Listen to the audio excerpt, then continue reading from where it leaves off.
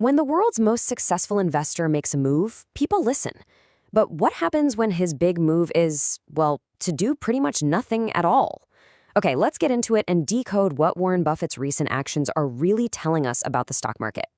For months now, Buffett's actions have been sending this very clear but very quiet signal of extreme caution. It's a puzzle that's got Wall Street talking. So the big question for us is simple. What's the message he's sending? And more importantly, what should we do about it? Okay, here's our first major clue. For 12 consecutive quarters, we're talking 3 straight years, Berkshire Hathaway has been a net seller of stocks. This means they've been selling way more than they've been buying, and they've been doing it consistently. Look, that's not just a minor trend. That's a deliberate, long-term pattern. And here's the second clue, and this one is a big one. As a result of all that selling, Berkshire Hathaway is now sitting on a record-breaking pile of cash, over $189 billion. This isn't just pocket change. It is a mountain of capital just waiting on the sidelines. The question is, what is it waiting for? So this brings us right to the heart of the matter. Why the alarm bells?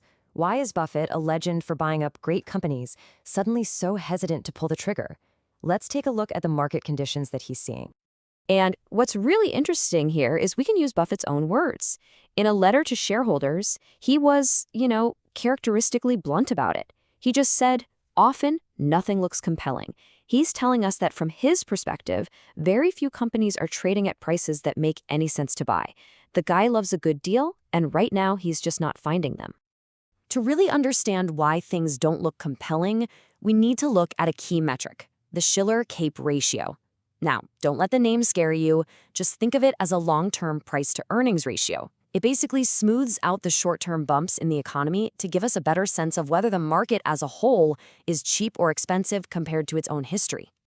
And this chart, wow, it just brilliantly illustrates the problem. The historical average for the Cape ratio is way below where we are today.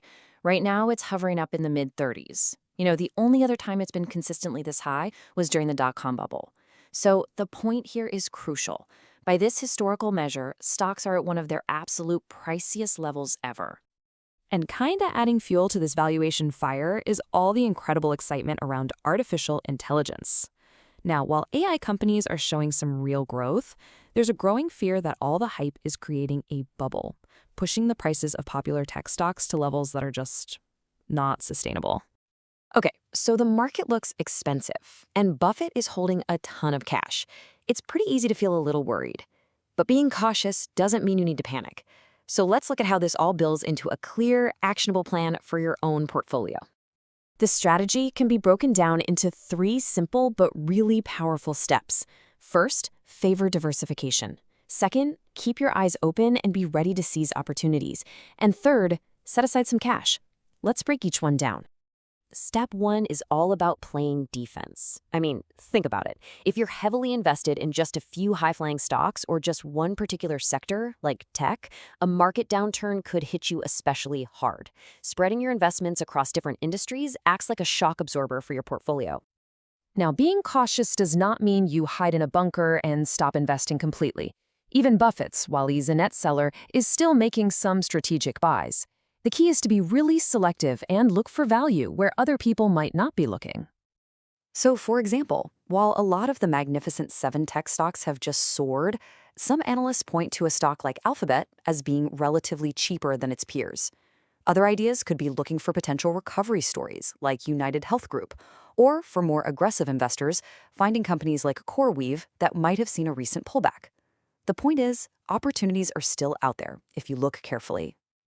And this brings us to the final step, which is exactly what Buffett is doing on a massive scale. Set aside cash. You see, market downturns are not just a risk. They are also an incredible source of opportunity for people who are prepared. Having cash on hand means you can buy great companies at a huge discount when everybody else is forced to sell. And you really don't need to be a billionaire to do this. The principle is exactly the same whether you're setting aside billions of dollars or just $100.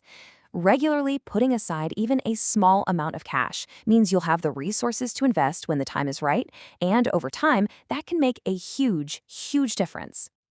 So let's pull all of this together. What is the single most important message we should take from Warren Buffett's deafening silence and his massive pile of cash? The key takeaway is this: Buffett's strategy isn't about running for the hills. It is about being smart, disciplined, and prepared.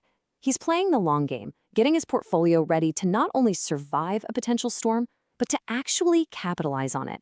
This is prudence, not fear. Which leaves us with a final question to think about. In a market where everything seems expensive and that fear of missing out is everywhere, could it be that the wisest, most strategic, and ultimately most profitable move is simply patience?